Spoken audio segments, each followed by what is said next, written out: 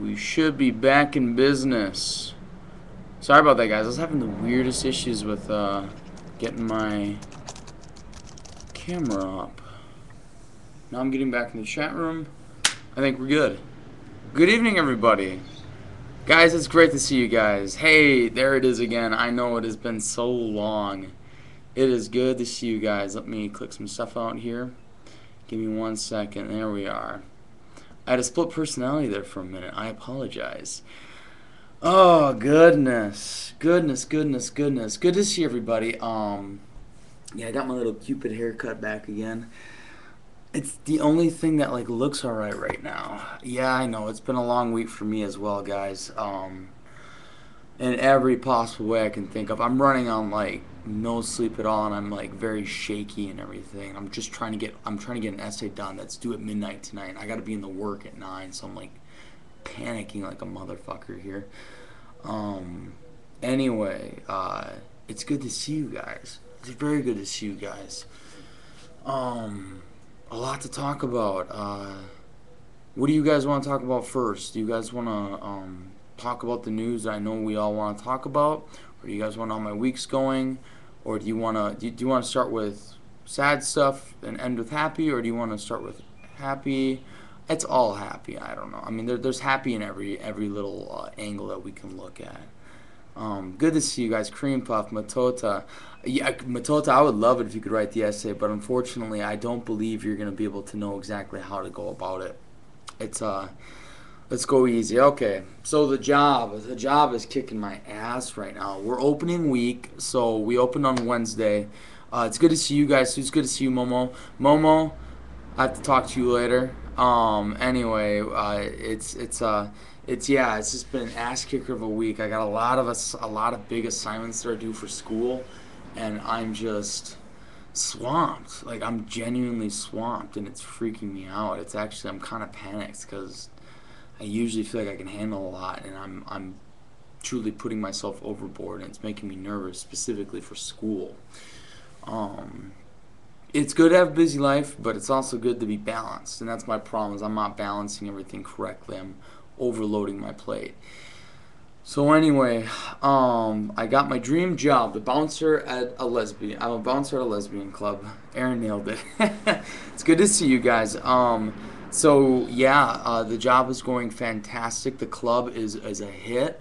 Everybody loves it. I've been trying to take pictures and stuff, but I've literally had no time when I've been working.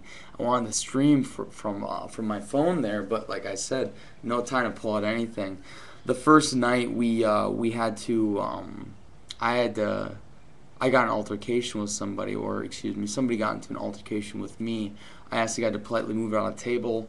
Long story short, he got in my face and then pushed me and then swung at me. And when he swung, I was just like, well, I'm the sober guy, so I'm gonna be nice here. And I just kind of ducked out of the way.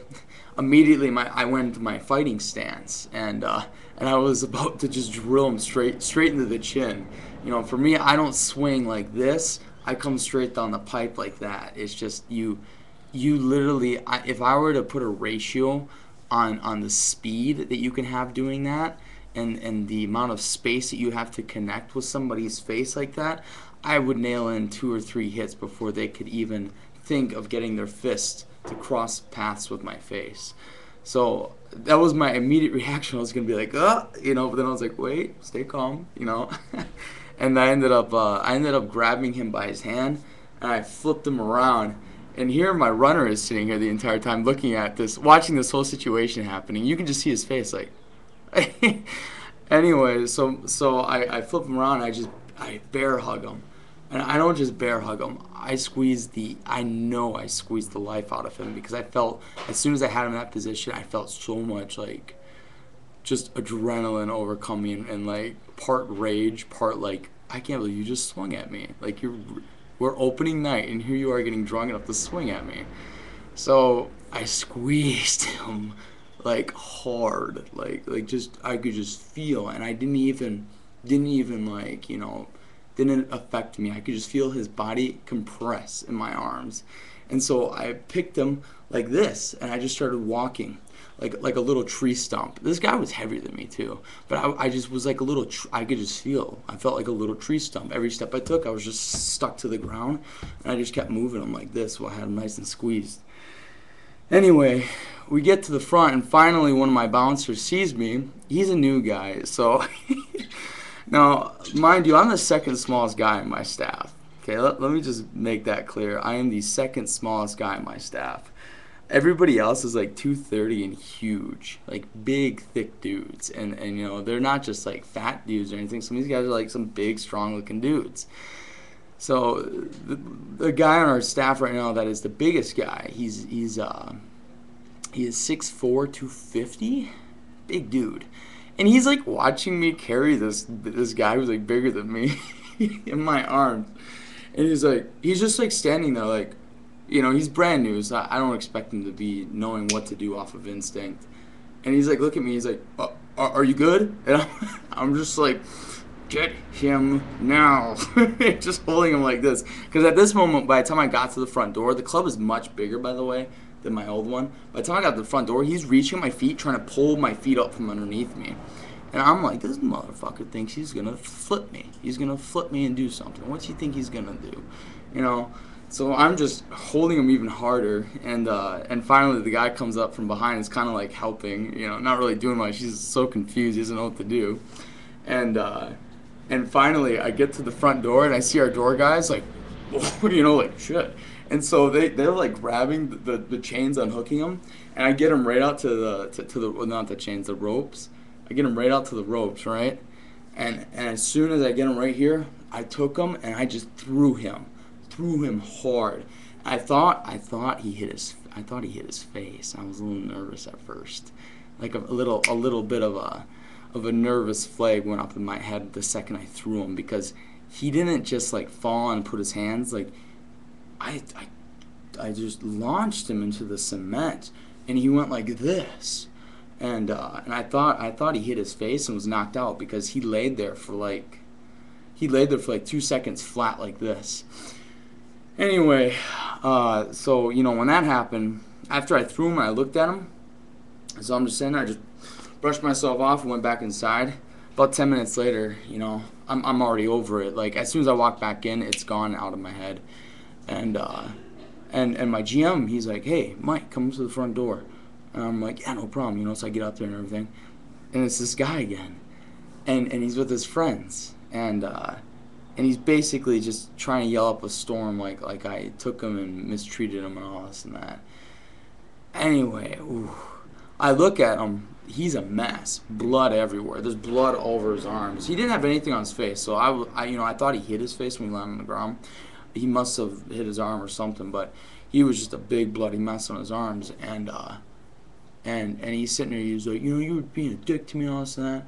And immediately, I just like, this mode overcame on me where I just became super focused and I started talking really fast.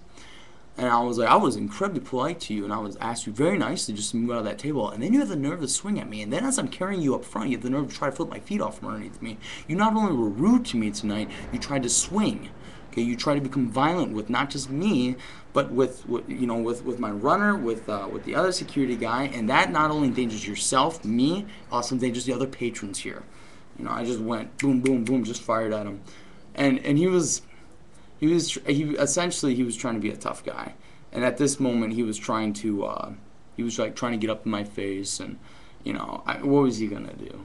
You know, you could tell that there was this hint of fear in his eyes, but at the same time he was drunk enough to try and be defiant. He had two buddies that were next to him, and so I think he was trying to look like a tough guy to his buddies.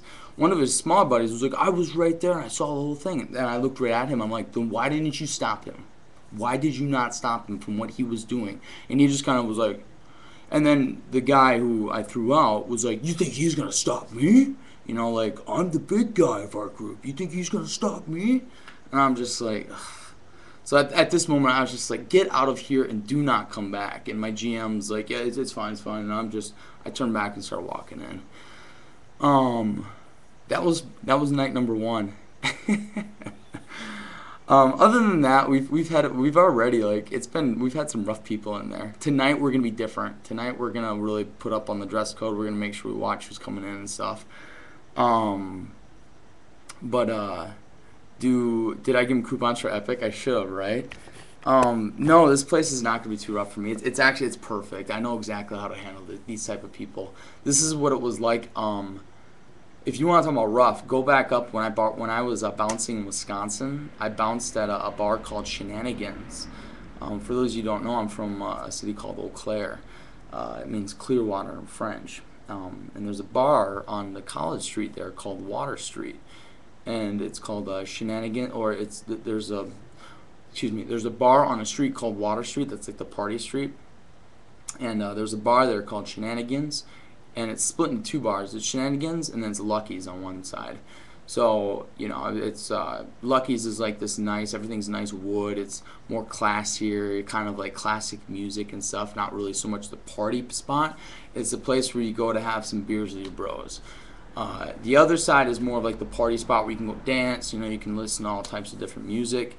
And exactly, Cree. And if I know he'll hell a lime up his ass is proof, right? So it's a two split bar kind of deal.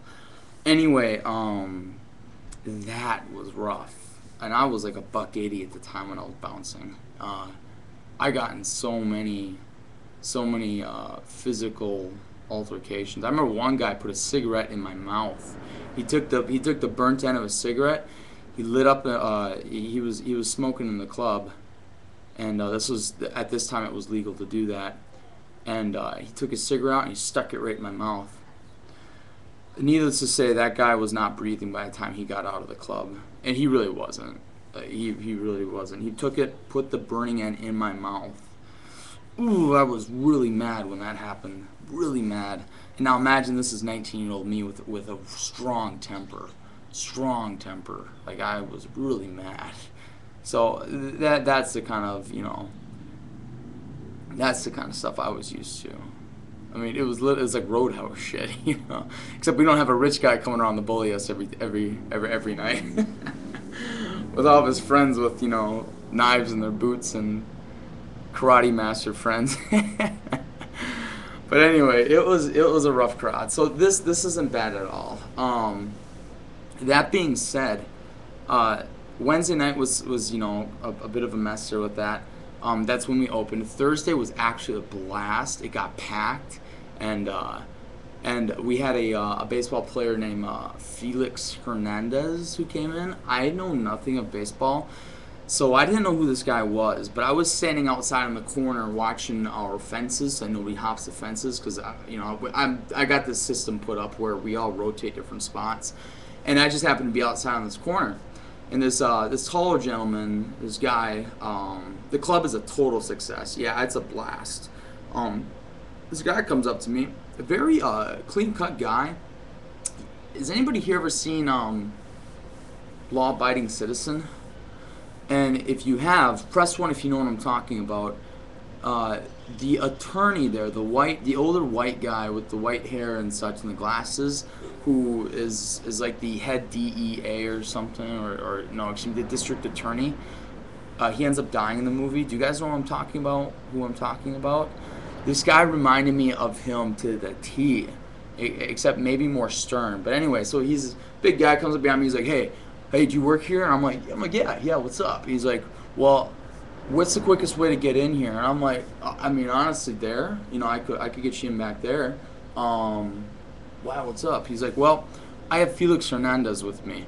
And I'm just like, okay. I just was like, all right, so I guess he's important. I'm like, shit. I'm like, all right. I'm like, well, what, does he have a table here? And he's like, yeah. And I'm like, that's okay. That's totally fine. I can take you guys in, and I can take you guys up to that door right there. And he's like, can you actually walk them in and take care of them? And I'm like, sure. So so I come walk up to the door, and I open up the door for the guy. End up shaking his hand. Really nice guy, like straight up. Comes out. He's a classic athlete wearing his I don't know, the rapper looking kind of clothing. I don't pull that stuff off, so I don't wear it. But steps out, super nice guy. Um, nah, he was just rolling with his friends. His driver, I think, was part of his security. So super nice guy gets out. I walk him into the club. You know, I get him set up with some security guards. I just was like, okay, so clearly this guy's a big deal. Let's make sure we just take care of him no matter what. So I get on the security mic and I'm like, I need 3 security guys up front, you know, and I tell them to take care of this guy. You walk him to his table, make sure he is safe, you know, everything like that. Come to find out later, I guess he just signed like a huge, yeah, he just made 19 million last year. He just signed like a huge new contract, and I don't know. So he's a basically a big deal guy. He tells me, hey, come by my table later. He looks at me and says that. I'm like, I will definitely do that, sir. Thank you very much. You know, I'll come by. I'll make sure and take care of you. In fact, I'll actually be back to make sure your table is personally taken care of. You know, honestly, nothing about money is coming into my head. Okay, I already know where you guys are you guys are gonna. I'm foreshadowing enough to tell you what's about to happen. No money idea in my head. I'm just like, make sure we take care of this guy. You know, we're a brand new club. I want to make sure. You know, I like meeting new people. The guy was nice. I want to take care of him. I want to make sure that people have a good time. So so I come back inside and I get up and I say hi to him. Get in. We're shaking hands like we're buddies. And I'm like, hey man, if you need anything, you let me know. I'll take care of you. So then I turn back around. I just start keeping an eye, making sure people are not coming up. I get a tap on my shoulder, and all of a sudden his friend reaches down. He points up at his friend. He's like, hey, and his friend reaches down. He's like, what's up, man? Slaps me in the hand, right?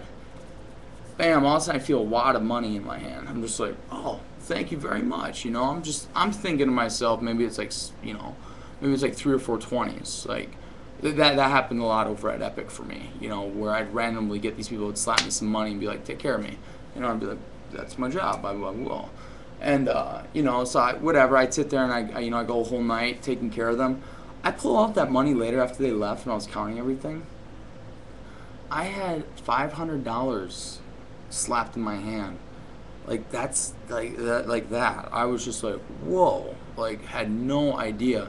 I made more in one night there than I would have in any given week at any other kind of job. Absolutely was the coolest thing in the world. Yeah, slapped me $500, just like bam, like that. Slapped one of my other guys 200 or 2 or 300 just for walking to the bathroom. So just straight up like, and he wasn't like a douche, like throwing his money around or being a dick. Just a nice dude, a genuinely nice dude. Like, and you could tell like you can tell he's one of those guys who's making money and he wants to spread it. He wants people. I think that's great. I love that. I love people like that. Who if you got something, share it kind of thing. And that's what you could tell the vibe was about him. He was a super nice guy, super cool. Made sure that they were taken care of at the end of the night. They bought like $5,000 worth of champagne while they were there. And this stupid, excuse my language, this stupid bitch comes up, and I guess she's like a head waitress at a local bar here, and she starts taking the champagne, she's dumping it out. She keeps getting cups of it and dumps it out. And I'm like, the only reason I got mad is because it got on me, and it got on my runner. And so I pull it out of her hand, and I'm like, what are you doing, And she comes down into me, and just as condescending as if though she knows every little thing. Okay, I get what she was trying to do. I get she's trying to make more money. She's trying to make more money for people because the more she dumps out, the more that they have to spend to buy more. But she keeps saying to me, if you're smart, you'll just let me do this. And I said, then listen, I know what you're trying to fucking do. Just hand me the glass and I'll go take care of it. Okay? You don't need to be sitting here dumping it on me and my runners. And she just kept trying to interrupt me. And she's like, if you were smart, I have never gotten so close to wanting to slap a woman. Never wanted to slap a woman. Yeah, be careful. If you guys ever spend money at a place and you got a lot of girls coming up, watch them. Okay? Yeah, that is true. Okay? I'm not big on those kind of tactics. I'm not. You're ripping people off and they're drunk and they don't notice and I'm not cool with that. I'm not. I don't think that's cool. So if you guys are going, you're blowing money, just so you know, keep an eye on that kind of stuff. But anyway, yeah, I've never been so close to slapping a woman. Just because you're a cocktail waitress somewhere, and I'm sure you pull in mega bucks. Like some of these girls are making, I know some of these girls are making over $1,000 a night. doesn't make you smart. It doesn't make you smart to cheat people and to scheme people like that either. It just doesn't. I hate that. Well, I'm dumb. Give me the glass, bitch. Right? Exactly. I just was. She just was pissing me off. I've been. Oh, I just wanted to slap her. I just wanted to pull her down and just, like, shut up. Anyway, so yeah, so that was that night, and then last night I worked the door. I'm gonna tell you guys this right now, and after this we'll be all caught up. After last night, I immediately was talking to my GM and my assistant GM, and or the assistant GM. And I'm like, guys, I gotta be doing this more. I gotta be working the front door. Yeah, like, what do I do to do this? Like, tell me what it is, because I want to do this more. And my GM, he's just looking at me, he's like, hey, you're head of security, man, you do what you want. And I just was like, I want to be up here. I want to be up here. Last night, working the door, I thought I maybe like what, like, 180, $200, which was awesome. I was like, this is awesome. I came home last night working the front door and being a good combination of being polite and taking care of people, and then at the same time being a good hustler. I made fucking $400 last night. $412 is what I made working the front door of these clubs. Guys, the reason I'm telling you guys this is not to brag and be like, oh, I'm making money. It is, get in the fucking bar industry if you have some extra time. I'm not even joking. It's ridiculous. The amount of money in it is just, granted we're a new club, we're opening up, people are just, whatever. But it's funny on how quick these like random $20 tips keep adding up, and that's not even counting what my guy that was up front with me made. He made out with like, more than me because he was there for more hours. In fact, he was even throwing me up at the front to be like, yo, take care of my guy. 'Cause I was like, man, he must have made a lot of money, So, and it not only just makes it fun, Rick. I mean, making money is fun, but working that door is so much more fun for me because I can sit and chat with people. I get to meet people. I'm being more social. I'll be honest, when I'm head of security, when I'm inside, I'm a strict asshole. People think I'm a dick. Like, I get told that I am a dick quite often. I always get these girls coming up trying to dance with me being like, you need to loosen up. And I'll smile and I'll be like, honey, if I need to be on my game in case somebody hurts you, that's the reason why I'm focused. So, but yeah, I'm very happy I made the switch. I love this place. It's a blast to the family that we have there already. I love the guys that work for me. I love the guys that I work for. I love the guys that work with me. I love, like, all of our cocktail waitresses, and everybody's just really nice and really fun. It's good. It is. It's a good time. So, other than all that, it's kicking my ass. I don't think Thursday I went home until 6:30 because we're trying to figure out how we clean this place. This place is big. I'll tell you this one thing. At the end of the night, we have to, in the middle of the night, we have to bring these chairs into this hallway, and at the end of the night, we have to bring them back out. It's the worst fucking thing to do in the world. I hate it. I can't stand it. These chairs are a bitch to carry. Like, they are the most annoying fucking chairs. We're getting our asses kicked is essentially what I'm saying. But yeah, but it's good. It's good. It's a good time. I like it. And I'm glad I'm doing it. I can't wait till I can get it more focused so that it allows me to free up my time for other stuff, That's the big thing I'm going to love about this job. So, yeah, hopefully I move more towards a door position. That's what I'm pushing for now. Just there's too much money in it. It's dumb not to go after it. And frankly, I need every dime I can get. I basically play this not spending game where I try to spend as little as possible. So, I don't want a sugar daddy. No. Nobody wants that. I think somebody wants an easy way out, wants a sugar daddy or sugar mama. But anyway, so that's how my week's been. I'm excited for tonight because I work the door again tonight, and I work the door tomorrow night. And I might even work the door again next weekend. That's specifically because our door guys aren't, they're not working these 2 weeks. But I think I might have enough pull to say, hey, I want that position. Give me 2 nights a week or something there. So we'll see. We'll see how it works. But But yeah, that and then homework is kicking my ass. I'm like I said, I'm working on an essay that's due tonight at midnight, and I'm like very scared I'm not gonna even get it done. So wish me luck on that. But yeah, that's about what my week has been. Um, I think that brings us to pretty much the next point that is the looming topic for all of us that we've been. It's an essay on. I don't know if you guys know this story. I never knew it until we read this, but it's on Frederick Douglass and Zeke Khalasa. Frederick Douglass was was an ex-slave back in during Civil War days, who who essentially taught himself literacy and taught himself all these different things and became actually a person who fought alongside with Lincoln on abolishing slavery and everything. So and then Zeke Khalasa a Native American who was taken into a boarding school and kind of I don't know, brainwashed. But essentially, the essay is built on on education and the style of their education of what they had. Excuse me, I should put education quotes when I say that, and then I have to compare them to. I chose a subject that says essentially, why was Frederick Douglass's education more liberating for him than why was he liberated whereas Zeke Khalasa was not. Now she actually, she kind of was liberated, but there are a lot of ways where she's not as liberated as Frederick Douglass was. That's what the essay is about.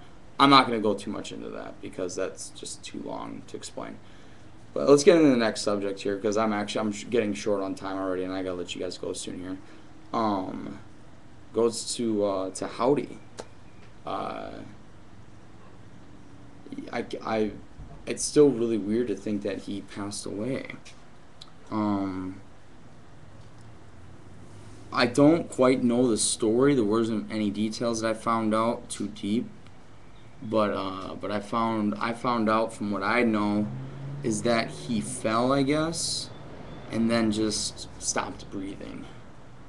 Um, I thought at first it was a hoax. That's what I was thinking. And then I was like, okay, everybody else is kind of confirming that he's dead. And and then and then it turned into like, holy shit, he's really dead. He had a heart attack about a month ago. See, okay, I didn't know this until See, I knew he was sick. I knew he was very unhealthy. I knew that. I knew he was going through dialysis. I mean, he was open about this stuff. But apparently, from all that I heard was that he fell and like that was it, game over. Like he just passed. Um, I don't know. It really I'll be completely honest. I cried that day. I ended up crying that day, and then I cried the next day, and I wrote that letter up on the blog. So I'm cried out from it, but it just really, here the best thing. Yeah, I was just gonna say the best thing I can do is read here what what I wrote. God damn it, really? Just a second for howdy.blogspot.com. You all wrote some really crazy, awesome stuff. I was like reading all these, and it was amazing. Um, it just was really like, it was really like kind of difficult to swallow thinking that he died. And I'm gonna be completely honest with you guys. Something I felt really guilty about was that uh, one second.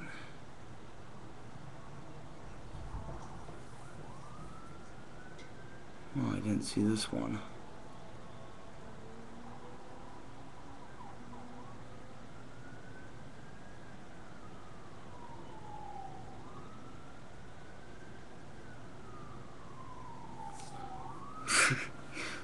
High Tide posted some funny combo there.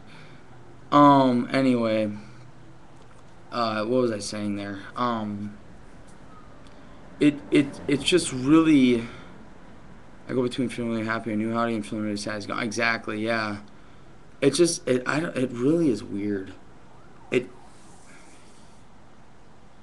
The best here is I'll explain. I mean, you'll understand it once I read this. So let me read this out loud for those of you who didn't see the Forever Howdy blog.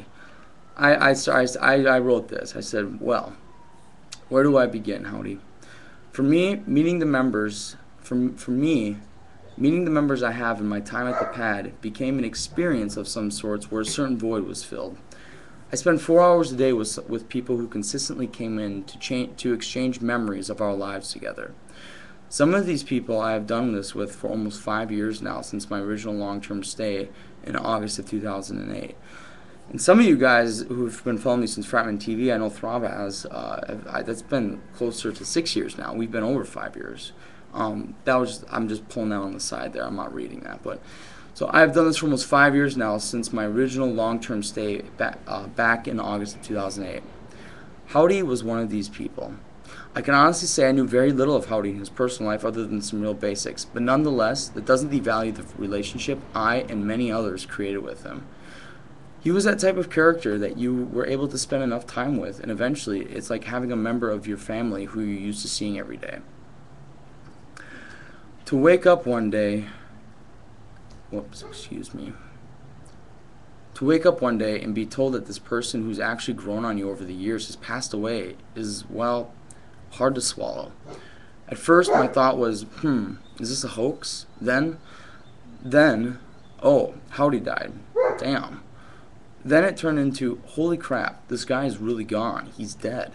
He will no longer be logging in and allowing myself and all of us to exchange the memories with him that will essentially make our lives and help us become the people we are to become. Something in me became very sad, and then I realized something. Howdy, as with every member, brings something special to the table. They bring their own uniqueness, their own being, their own great qualities, and silly quirks.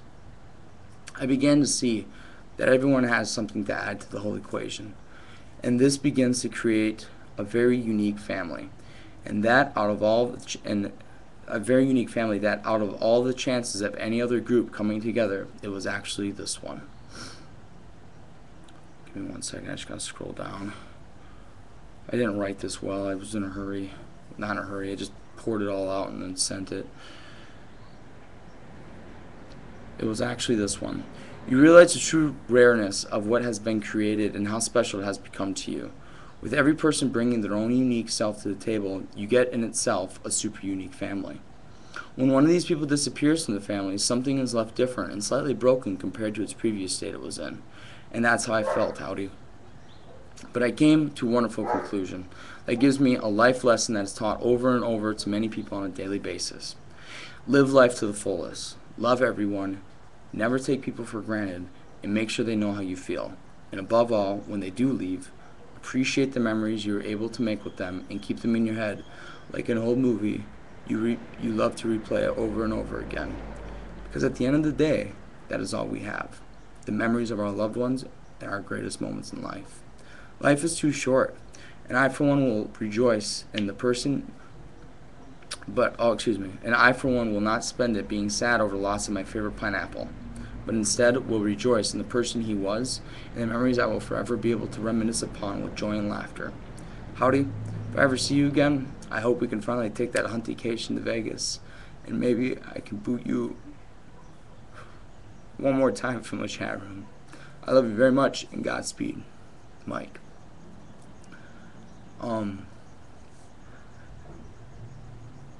Anyway,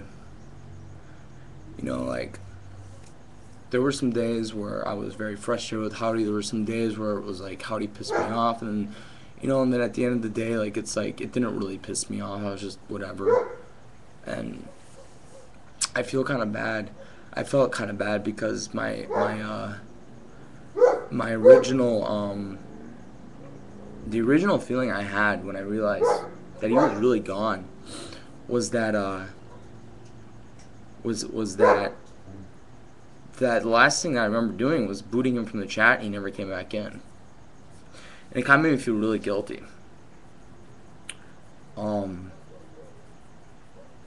No, I know he did. I know he did Matota. And like, I don't know. It just kind of really was like, fuck, really? Like, that's it?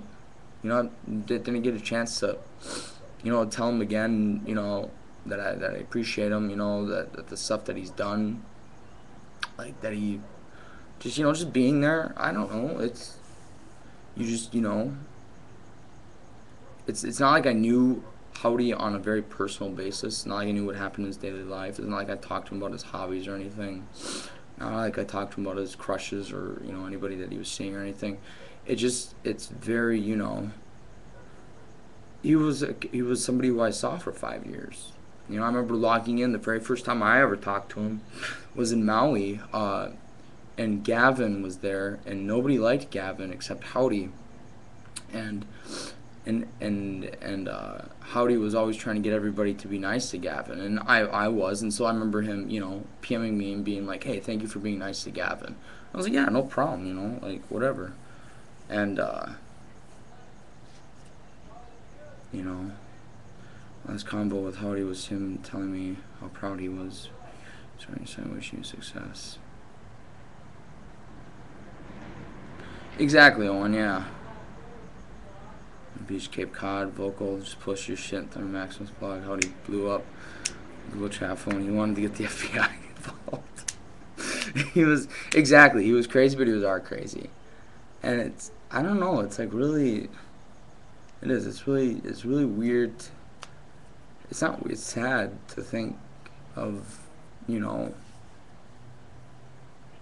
even though I don't know too much about him beyond what I know of him through the computer, I know that he knows all of me, and I know that you know, he gave me a piece of him that was his identity in here, and it's really hard to formulate words for what I'm trying to feel, for what I'm talking about, what I feel, but it's a real connection.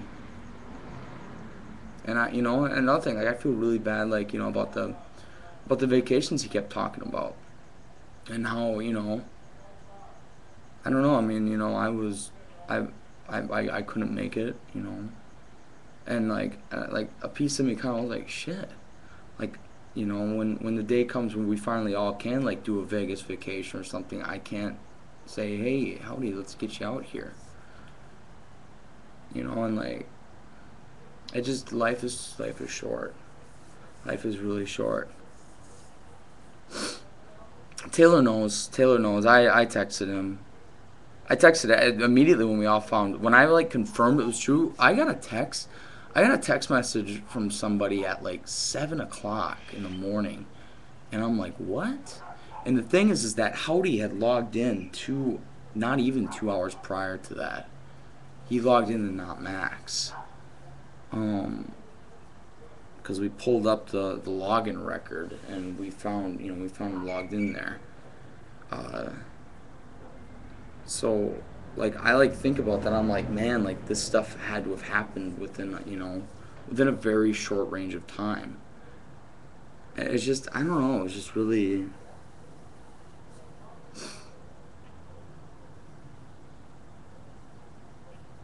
Just really weird. You know.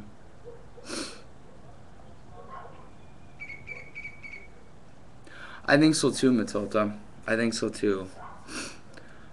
Matilda, you talk about there about sending him a blog and stuff. I would maybe wait. That's a good way, I think, to make contact.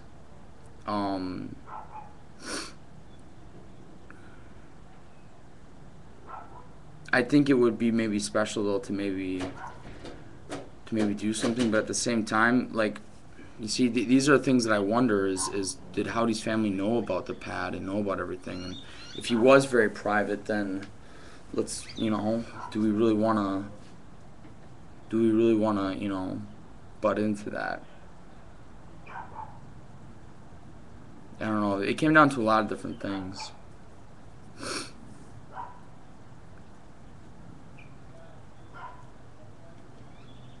Squint. I don't know who deleted his Twitter. I didn't even know he deleted his Twitter. See, that was nothing. I unfollowed him like way long ago when he flipped out on me.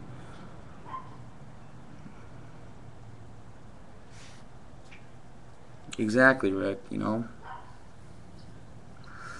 things can just happen at the flip of a dime. It's so. I don't know. Life is scary. It's scary in that sense. It really is, you know. And I understand people's.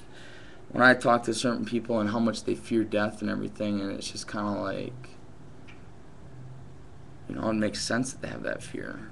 You know, because you think of yourself, you think of this. You know, dying is a scary thing because you don't want to leave all this because you know this is what you've been used to for the last however many years of your life. It's all you know. You know. And then at the same time, it's nothing more than just a blip in what's really in existence.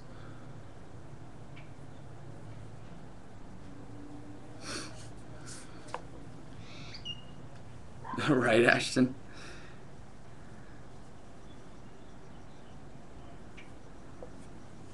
Yeah.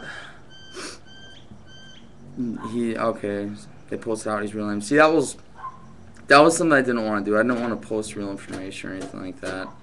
Um, a mistake happened on my site, which I tweeted about it, but just to clear up again, um, I basically accidentally uh, told Campo to put it up, but I didn't mean to put up the Facebook link. And Campo didn't, he didn't ask anything about it. He just threw it up, thinking that's what I requested.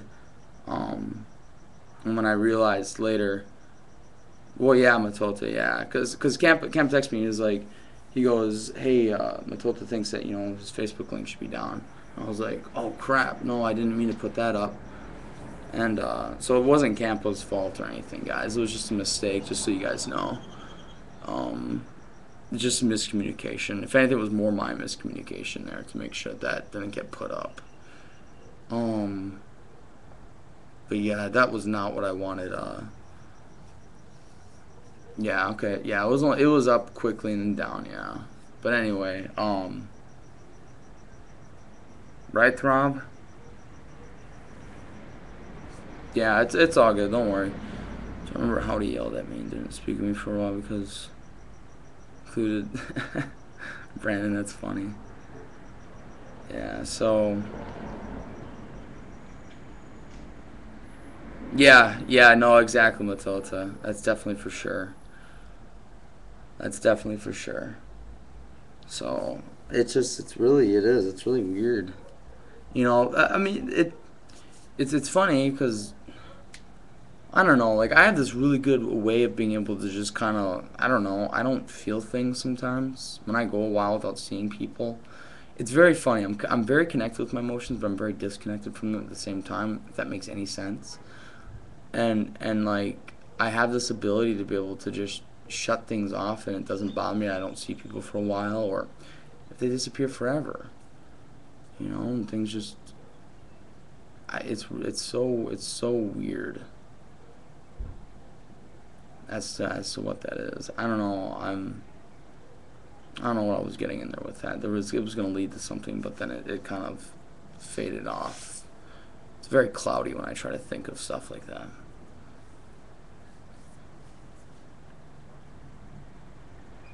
Yeah, bottom.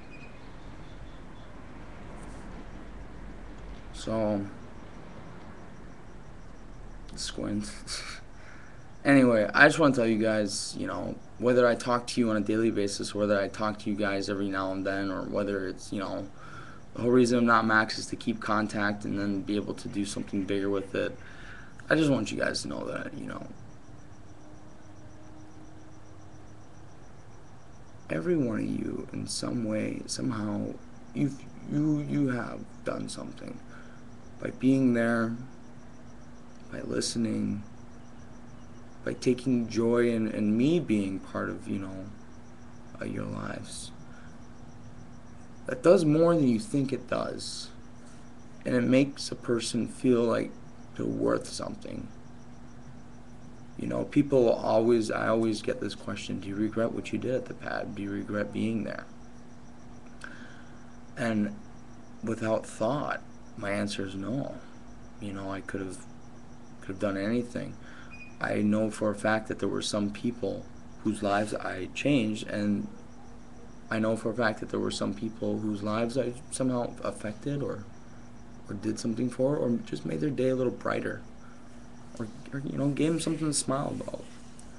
And to know that I can do that for you, to know that you take time out of your day because you're like, hey, I want to see what he's doing today, that does a lot for me. And I just want you guys to know that, you know, because you never know what can happen. You know, you could be gone tomorrow, I could be gone tomorrow. We never know. So I just want to reaffirm that, you know, that you guys, you know, thank you.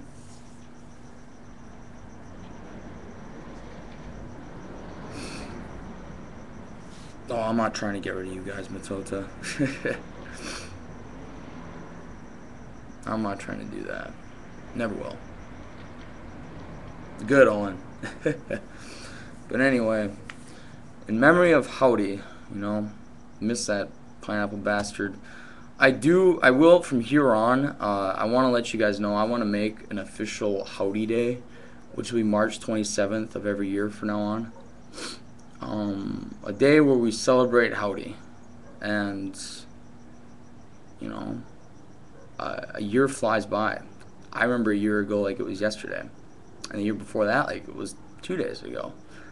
You know, in another year, we'll be looking back and being like, wow, you know, it's been a whole year since Howdy's been gone. So I want to make an official Howdy Day where we celebrate for Howdy. And you know, we'll get balloons. Whoops, got a little blurry there. We'll get wine and alcohol, and I don't know, hopefully maybe not Max is bringing enough money by then, and we can, you know, set up a little Vegas trip or something we can celebrate. So other than that, Campa put up a really good song that I felt explained Howdy down to the T up on the front page of Not Max. And because it was a song that Howdy absolutely loved, and he actually like loves this guy. If the song would load. Oh, this is not fun, really.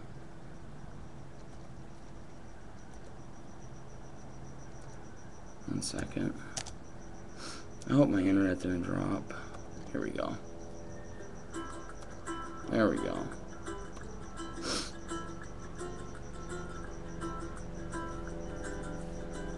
Hey, it's okay, Momo. Next time. Next time. Hey, if you guys ever come to Phoenix, can you guys please let me know? Like, for real, let me know. Like, I think some of you guys are afraid to meet me. 'Cause I would love to meet you guys.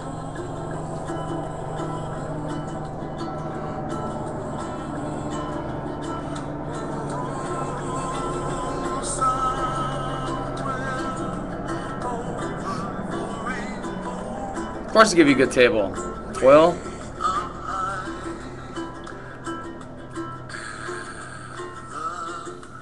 yes, Momo, I will. So if you guys ever come, you know. Yeah, this artist is dead too, unfortunately. That's true. And yeah. Squint, stop it. Right bottom? Yeah. I would frisk you any day of the week, Aaron.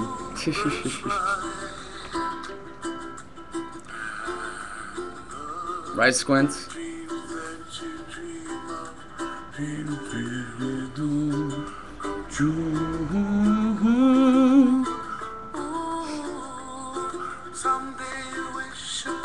Yeah, I know, it's a good version.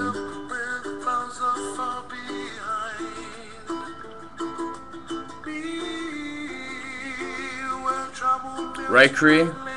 That's the hope. God, why does this keep doing this? I don't even have the stuff installed on here. It just naturally blurs.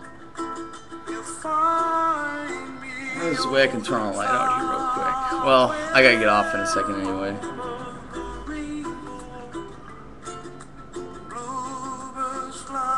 So low lighting, yeah. It gets dark here fast.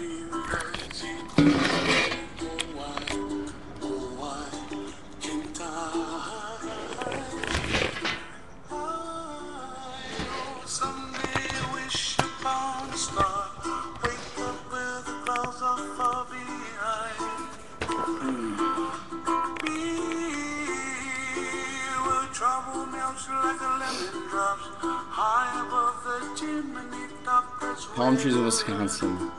We're not in Wisconsin anymore.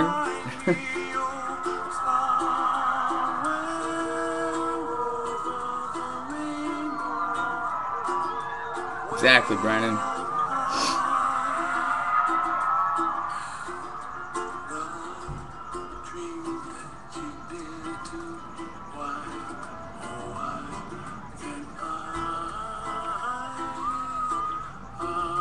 Thank you guys, Snow. Thank you, Snowman.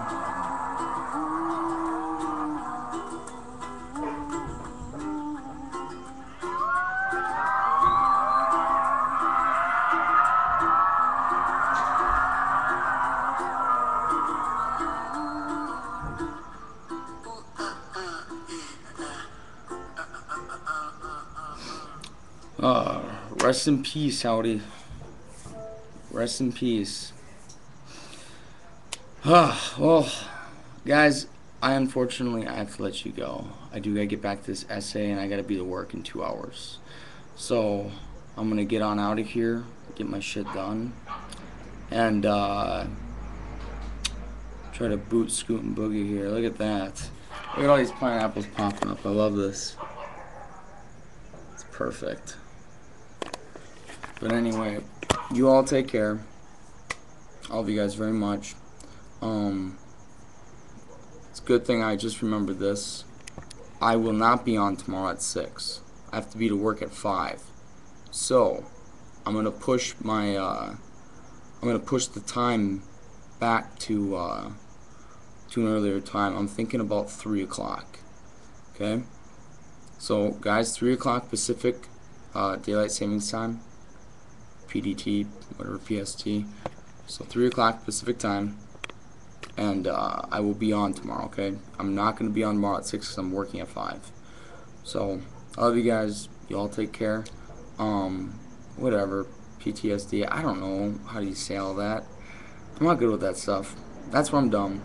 Campa, if you could please change the schedule, that would be very appreciated. Thank you, man. Other than that, guys, I will see you guys tomorrow. You all have a good night. Take care. And, yeah. Until tomorrow. See ya.